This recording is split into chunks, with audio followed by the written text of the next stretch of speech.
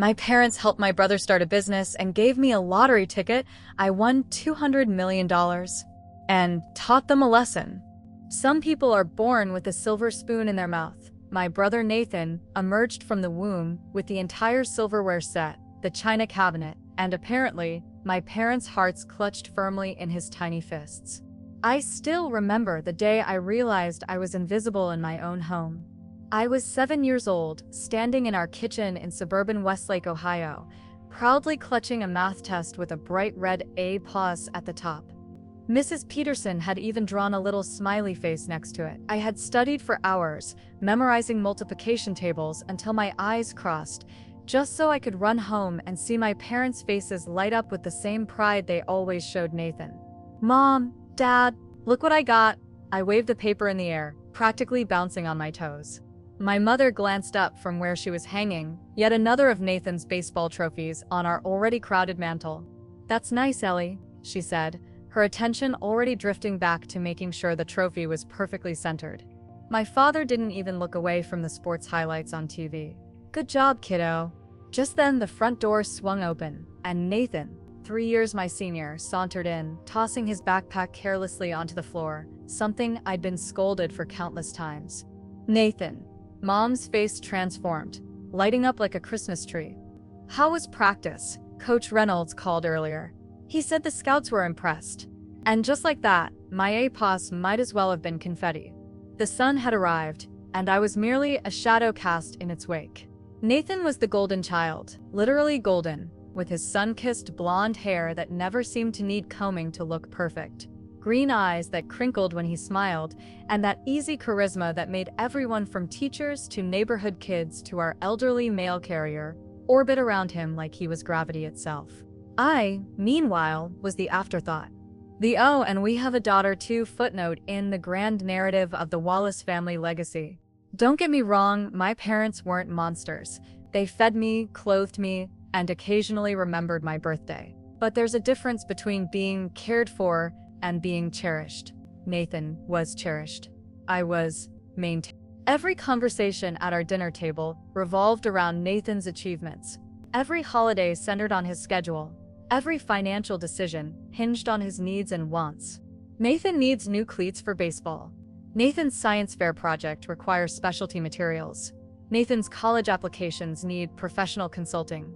Meanwhile, I wore hand-me-downs that didn't even come from siblings, just discount rack specials my mother grabbed without checking sizes. My science fair project was constructed from cardboard boxes and markers that were already drying out. And college, well, I was told early on that the Wallace Family Educational Fund, which I didn't even know existed until then, had been earmarked for Nathan's business degree at Northwestern. "You can apply for scholarships, Ellie," my father said, not unkindly, but with the casual assumption that my future wasn't worth the investment his sons automatically received. "You're smart? You'll figure it out." And I did figure it out. I worked after school at the local grocery store, shelving cans and bagging groceries while Nathan attended summer leadership camps. I applied for every scholarship I could find, writing essays until my fingers cramped, while my parents hired a professional editor for Nathan's single application to Northwestern. The divide between us grew more pronounced as we got older. By the time I was 16, Nathan was in college, calling home with stories of fraternity parties and business connections. My parents would gather around the phone, like medieval villagers around a prophet, hanging on his every word. "Did you hear that?" My mother would whisper after hanging up. "Professor Gladwell thinks Nathan has real potential in marketing." My father would nod, his chest puffing with pride. "That boy is going places." I was going places too, specifically to my room, where I taught myself coding from library books because we couldn't afford a second laptop. The family computer was reserved for Nathan's video calls home. The true breaking point came when Nathan graduated college. My parents threw him a party that cost more than they'd spent on all my birthdays combined. They invited everyone, relatives from 3 states away, neighbors, his old teachers, even our dentist. Our modest backyard transformed into a shrine to Nathan Wallace, future business mogul, complete with a professionally printed banner and catered food. I spent the party serving drinks to guests who kept asking me if I was Nathan's friend from school, never once considering I might be part of the family. That night, after everyone had gone home and my parents had finally stopped toasting Nathan's limitless future, I found my brother alone in the kitchen, surprisingly subdued despite being the center of the universe for the past 8 hours. "Hey sis," he said, looking up from his phone. "Thanks for helping out today." I shrugged, opening the fridge to find something to eat. The caterers had packed up all the good food for my parents to save, undoubtedly for Nathan's enjoyment later. Not like I had a choice. "You okay?" he asked, though his attention was already drifting back to his phone, thumbs tapping out messages to friends who probably didn't know I existed. "Just wondering what it feels like," I said, surprising myself with my honesty. What feels like? To have them look at you that way, like you're everything." For one brief moment, Nathan's eyes met mine, something uncomfortable flickering across his face. Maybe guilt, maybe just annoyance at having to deal with his sulky little sister. Then his phone chimed, and the moment passed. They're just parents, Ellie. That's what they do. Except it wasn't what they did. Not for me. 3 months later, Nathan announced his big idea, a luxury car dealership targeting young professionals. He had it all mapped out: location, branding, target demographics. What he didn't have was capital. "It's a sure thing," he told our parents over Sunday dinner, the first he'd attended in weeks. "These connections I made at Northwestern, they're all gonna be customers. But I need backing to get started." I watched my parents exchange glances across the table. The look communicated volumes: concern, calculation, and ultimately certainty. "How much are we talking about, son?" my father asked. The figure Nathan named made me choke on my mashed potatoes. It was more money than I could imagine. Enough to put me through college 3 times over. "We'd have to mortgage the house," my mother said, but not as an objection. She was already mentally signing the papers. My father nodded. "For an investment like this? Worth every penny." They mortgaged the house they'd spent 30 years paying off, without blinking an eye. For Nathan. Always for Nathan. 2 weeks later, on my 21st birthday, my parents remembered, sort of. My mother handed me a card over breakfast, already dressed for work, and distracted by her phone. "Happy birthday, honey," she said, dropping a kiss on the top of my head. "Sorry we can't do anything special this year. With the dealership starting up, things are tight." Inside the card was a lottery ticket and $40. The message, written in my mother's rushed handwriting, read, "Hope you get lucky, kid. Love, Mom and Dad." My father came downstairs just as I was putting the card away. "Oh, right. Birthday girl." He gave me an awkward side hug. 21, huh? Time flies. "Yeah," I said, tucking the lottery ticket into my pocket. "It sure does." He glanced at his watch. "I'd better run. We're meeting Nathan at the bank to finalize some paperwork. Don't wait up." And just like that, they were gone, rushing off to the next chapter in the great Nathan Wallace story, leaving me alone at the kitchen table with a lukewarm cup of coffee and a scratch-off ticket worth $1. That afternoon, I packed my bags. I didn't take much, just clothes, my laptop, and the few books I couldn't bear to leave behind. I didn't leave a note. I doubted they'd notice I was gone before I was ready to tell them. As I pulled out of the driveway in my beat-up Honda Civic purchased with my own grocery store earnings, I glanced back at the house where I'd grown up, feeling like a ghost. In the front window hung a banner my parents had made for Nathan's dealership, Wallace Luxury Motors, Dreams Delivered. I wondered as I drove away if anyone had ever considered my dreams worth delivering. The lottery ticket sat forgotten in my pocket, as overlooked as I had been my entire life. Little did I know that tiny piece of paper would change everything. Not just for me, but for the family who had never seen me coming. I thought it was another one of life's cruel little jokes when I scratched the ticket, until it wasn't. 3 days after leaving home, I was sitting in a cheap motel room off Interstate 80, trying to figure out my next move. I'd driven east with no real destination in mind, just away from Ohio, away from the Wallace family shrine, to Nathan, away from my own invisibility. My meager savings would last maybe 2 months, if I was careful. After that, well, I hadn't thought that far ahead. That's when I remembered the lottery ticket, still crumpled in the pocket of my jeans. I fished it out, smoothing the wrinkled paper against the laminate nightstand. A $1 scratch-off with cartoon dollar signs and the words Mega Millions emblazoned across the top in gaudy gold lettering. "Hope you get lucky, kid. I muttered, echoing my father's perpetual chuckle. The scratch-off felt like a perfect symbol of my place in the family. An afterthought, a token gesture, something my mother had probably grabbed at the checkout counter as an "oh right, it's Ellie's birthday" moment. I found a quarter in my purse and half-heartedly began scratching away the metallic film. 3 matching symbols would win the amount shown. Simple enough. The first symbol, a stack of gold bars. The second, another stack of gold bars. The third, a third stack of gold bars. Below them, a number that made my vision blur. 200,000. I blinked, rubbed my eyes, looked again. Then I laughed, a slightly unhinged sound that bounced off the thin motel walls. This had to be a joke, a misprint, a hallucination brought on by exhaustion and emotional trauma. I pulled out my phone with shaking hands and scanned the ticket with the lottery app. The screen froze for a moment, then flashed with animated fireworks. Congratulations! You are a potential winner of the Mega Millions jackpot. Please visit your nearest lottery commission office to claim your prize. I sat there, utterly still, as the phone slipped from my fingers onto the bedspread. $200 million. The equivalent of 200 Nathan Wallace luxury car dealerships. More money than my parents had ever dreamed of having, even for their golden child. And it was mine. All mine. That night, I didn't sleep. I paced the small motel room, alternating between hysterical laughter and stunned silence. By morning, the shock had worn off enough for one clear thought to emerge. I needed to be smart about this. Unlike Nathan, I wouldn't be getting parental guidance. Unlike Nathan, I wouldn't have someone mortgaging their future for my success. Unlike Nathan, I would have to figure this out alone. And that's exactly what I did. First stop, a law office in Pittsburgh, where I found Janet Mercer, a no-nonsense attorney who specialized in lottery winners and the unique problems they faced. Most winners make 3 critical mistakes, she told me, peering over half-moon glasses. They tell everyone, they spend recklessly, and they fail to protect their privacy. We're not going to let you do any of those things. With Janet's help, I created an LLC to claim the prize, keeping my name out of the papers. I opted for the lump sum payment, $112.8 million after taxes, and assembled a team of financial advisors who didn't talk down to me, who took my questions seriously, who treated me like I mattered. The irony wasn't lost on me.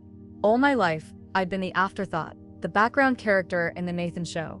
Now I had experts hanging on my every word, treating my opinions with reverence, making my financial dreams their top priority.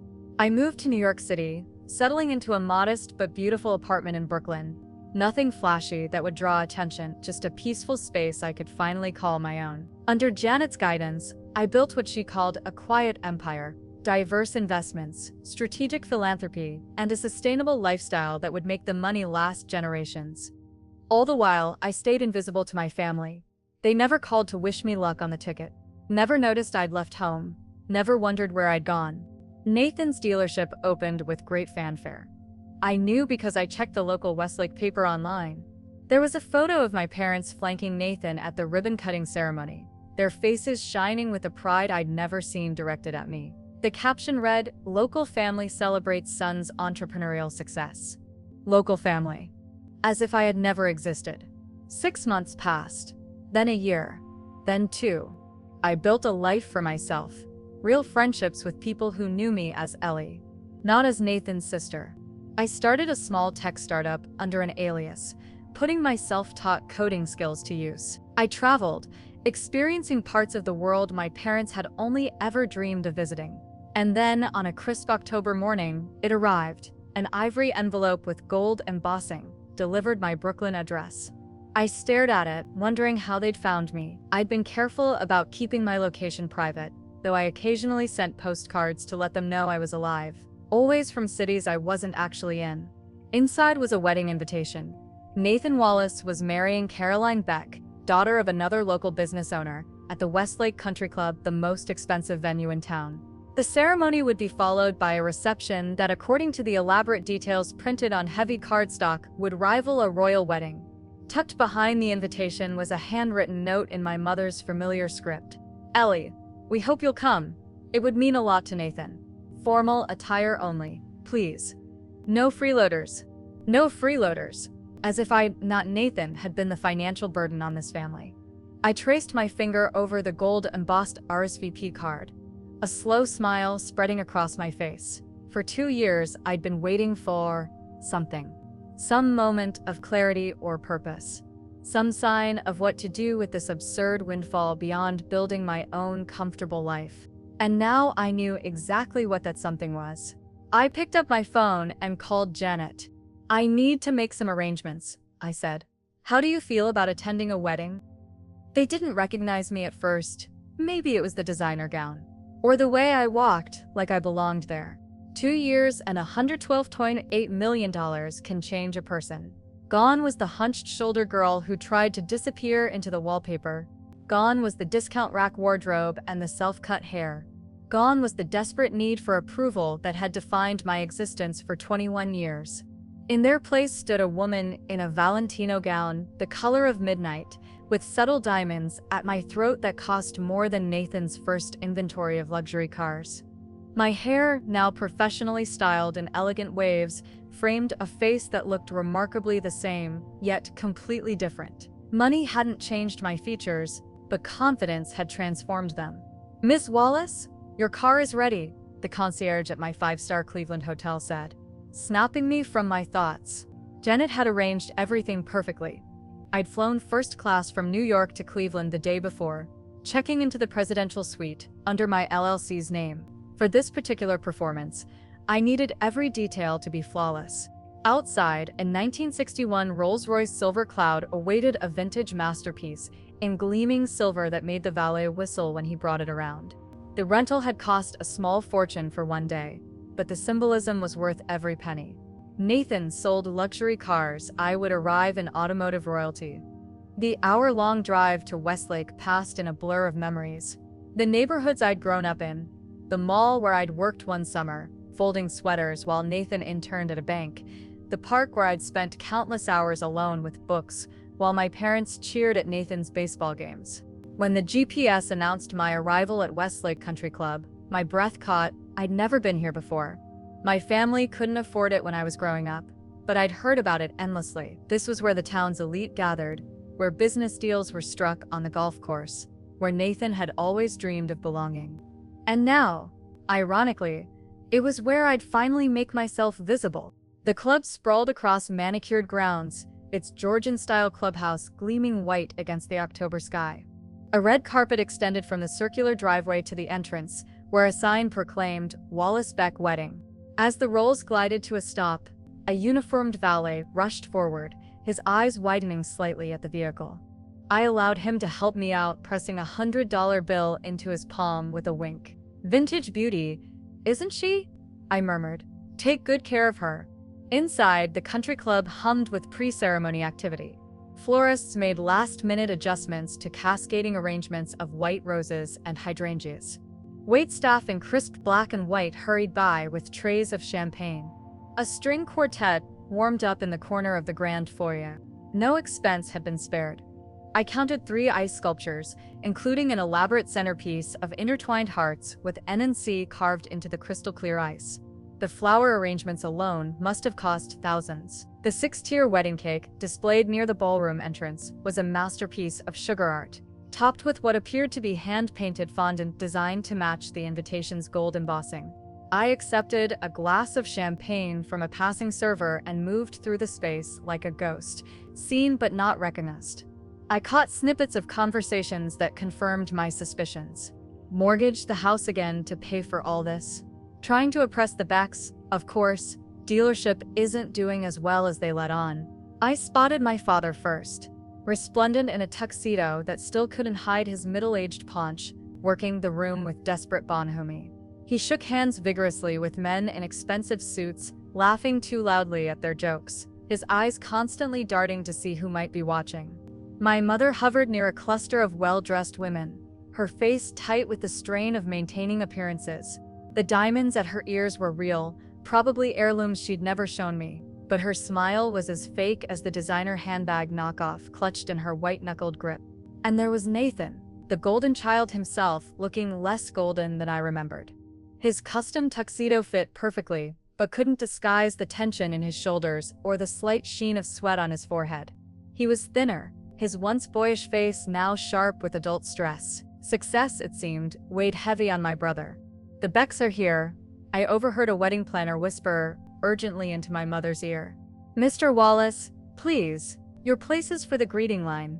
My family snapped to attention, assembling near the entrance to the ceremony room, with military precision.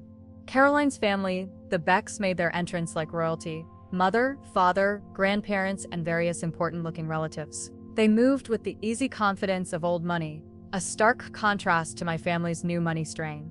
I watched from behind a massive floral arrangement as Caroline joined the lineup, a vision in white lace that probably cost as much as a year's rent in my Brooklyn apartment.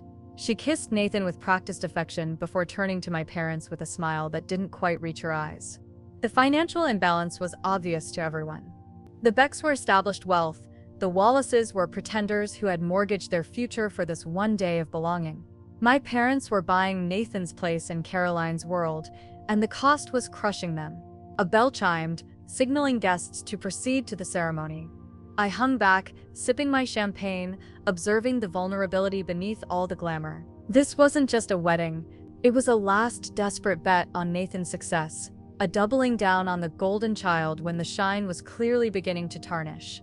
As I finally moved toward the ceremony room, I passed a discreet sign in the foyer: Westlake Country Club Silent Charity Auction. Today only. All proceeds benefit the Children's Hospital Building Fund. I paused, reading the details with growing interest.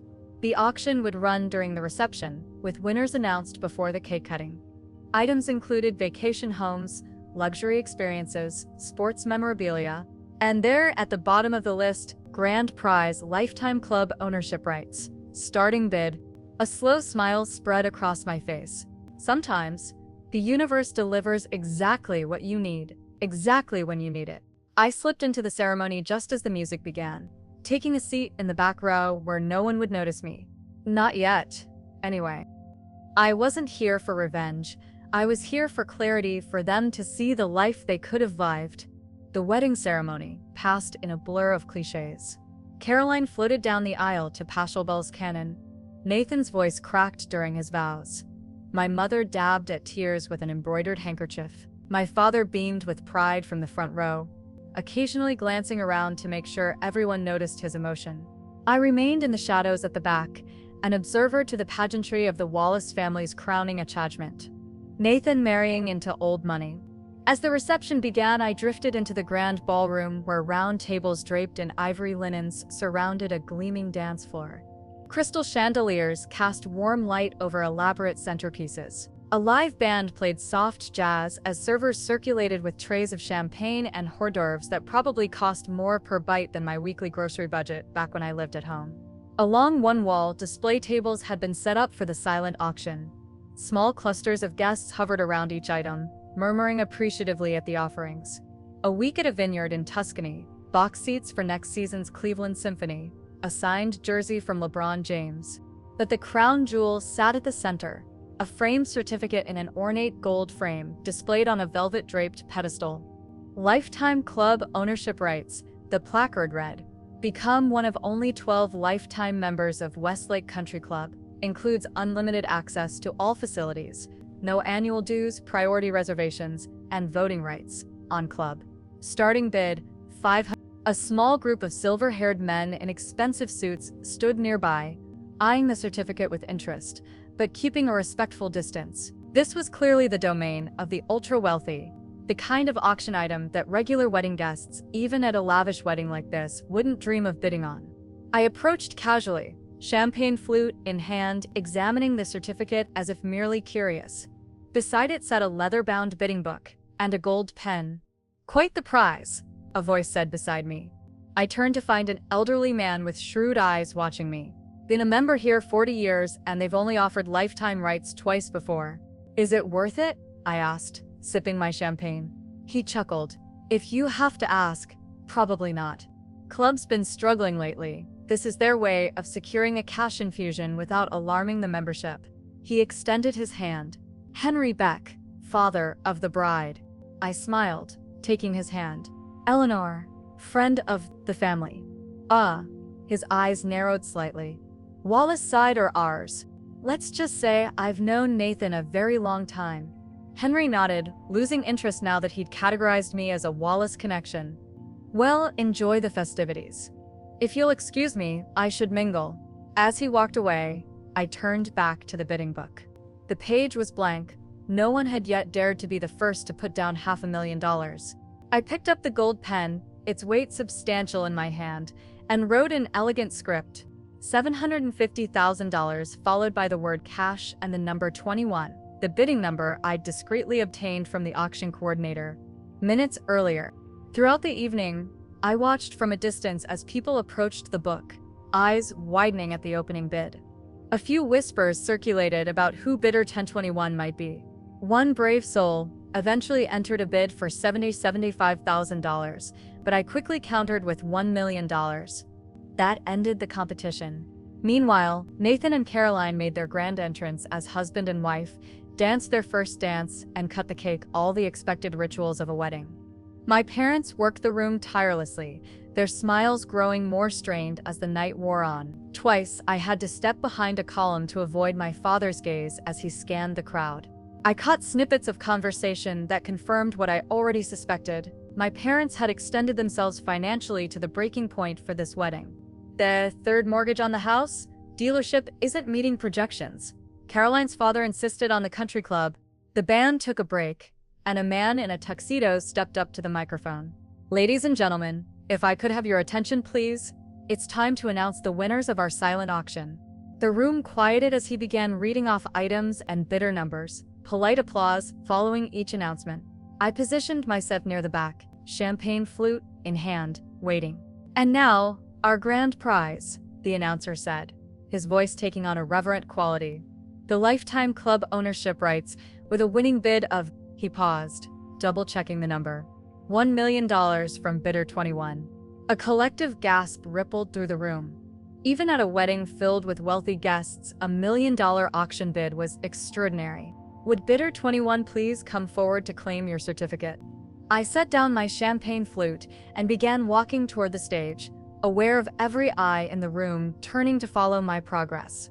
Out of the corner of my eye, I saw my mother's confused expression, my father's furrowed brow as they tried to place this elegant woman in midnight blue.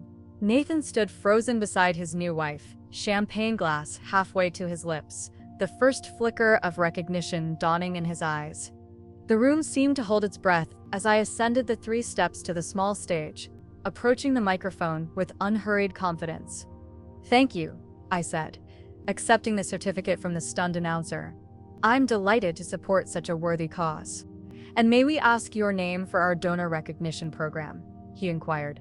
I smiled, turning to face the crowd fully for the first time, my gaze finding my family's shocked faces in the sea of strangers. "Of course, my name is Eleanor Wallace." The silence that followed was absolute. In that perfect crystallized moment, I watched recognition dawn across 3 faces that had overlooked me for 23 years. My mother's champagne flute slipped from her fingers, shattering on the polished floor with a crash that echoed like punctuation. The announcer, oblivious to the unfolding drama, smiled broadly.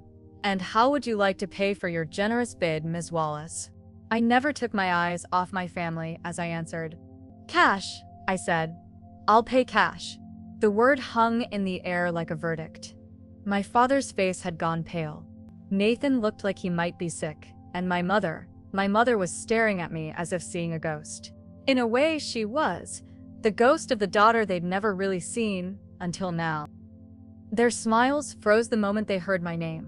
The announcement of my identity triggered a wave of murmurs that rippled across the ballroom. Curious guests glanced between me and my shell-shocked family, sensing drama but unable to place its source. The band, picking up on the tension, began playing softly in the background, an attempt to restore normalcy to a reception suddenly tilting off its axis. "And now," the announcer continued, oblivious to the family earthquake he'd triggered, "Ms. Wallace has generously donated $1 million to the Children's Hospital Building Fund. Let's give her a round of applause." The crowd responded automatically, their applause echoing off the high ceilings, while my family remained motionless. 3 statues carved from disbelief. I stepped down from the stage, certificate in hand, and for the first time in my life, I walked directly toward my family instead of fading into the background. Each step was deliberate, my posture straight, my gaze unwavering. The sea of guests parted before me, sensing the magnetic pull of unfinished business. Nathan recovered first, his salesman's instincts kicking in as he pasted on a smile that didn't reach his eyes. "Ellie," he said, stepping forward with arms outstretched as if we were long-lost friends rather than siblings who'd grown up under the same roof. What a surprise! I accepted his embrace without returning it, feeling the stiffness in his shoulders, the falseness in his warmth. When he pulled back, his eyes were calculating, already trying to piece together the puzzle of his invisible sister's transformation. "Eleanor," my mother breathed, her voice barely audible. She looked older than I remembered, the lines around her eyes deeper, her carefully applied makeup unable to hide the toll of years spent maintaining appearances. We thought— "You thought I wouldn't come?" I supplied, my voice calm. "Or you thought I couldn't afford the formal attire only requirement in your note?" My father still hadn't spoken. He was staring at the certificate in my hand, the gears in his head visibly turning as he tried to compute the equation of his afterthought daughter and $1 million. "How did you—" he began, then stopped, swallowing hard. "How did I what, Dad? Make something of myself without mortgaging your house for me? Succeed without being the center of your universe for 23 years? I kept my voice level, my smile intact. "Or were you wondering how I came by $1 million in cash?" A nearby server, sensing the tension, discreetly moved away, taking several guests with him. A small bubble of privacy formed around us, though I could feel curious eyes watching from a distance. "The lottery ticket," my mother whispered, realization dawning. "The one we gave you for your birthday? You mean the afterthought gift wrapped in a hope you get lucky kid joke?" I nodded. Turns out, I did get lucky. $200 million lucky, to be exact. The color drained from my father's face. 200 million? Minus taxes, of course, I added with a small shrug. "But yes. And you never told us?" Nathan's voice was taut with something between outrage and calculation. "Your own family?" "My own family," I repeated softly. "The same family that never called to see if the ticket won? The same family that didn't notice I'd moved out until weeks later? That family—" Caroline appeared at Nathan's side, her wedding gown rustling. "Nathan, darling, is everything all right?" Her eyes assessed me coolly, clearly wondering who this woman was that had her new husband so rattled. "Caroline, this is my sister, Eleanor," Nathan said stiffly. Her perfectly shaped eyebrows rose slightly. "Sister? I thought you said your sister was—" "A nobody," I supplied. "A disappointment? The family freeloader?" I'm curious what description Nathan used for the sister he never bothered to include in his life. Caroline's lips formed a tight line. She was smart enough to recognize a minefield when she saw one. "I'll let you catch up," she murmured, squeezing Nathan's arm before retreating to her father's side. The band finished their song, and in the brief silence that followed, the auction coordinator approached, clipboard in hand. "Ms. Wallace, if you could come with me to complete the paperwork. The club president is eager to meet our newest lifetime member." "Of course," I smiled. "I'll be right there." As the coordinator stepped away, my mother surged forward, clutching my arm with desperate fingers. "Eleanor, wait. We need to talk about this. 200 million. That's family money." I gently but firmly removed her hand. "No, Mom, that's my money, not the family's, not Nathan's, mine." "But we're your parents," my father said, finding his voice at last. "We raised you. You housed me," I corrected. "You fed me, but you never saw me. Not once in 23 years did either of you look at me and see someone worth investing in, someone worth mortgaging your house for, someone worth pride." Nathan stepped closer, lowering his voice. "Be reasonable, Ellie. We're talking about life-changing money here. If you— "I already changed my life with it," I interrupted. "And now, apparently, I've just changed yours too." "What do you mean?" my father asked, his eyes darting to the certificate in my hand. I smiled, and for the first time, I let them see everything I'd been hiding all these years, the hurt, the resentment, but also the power and confidence I'd built without them. "It means," I said clearly, "that I am now the majority shareholder of the Westlake Country Club." This certificate grants me voting rights on club governance, priority reservation privileges, and most interestingly, the right to approve or deny membership applications. The implication landed with devastating precision.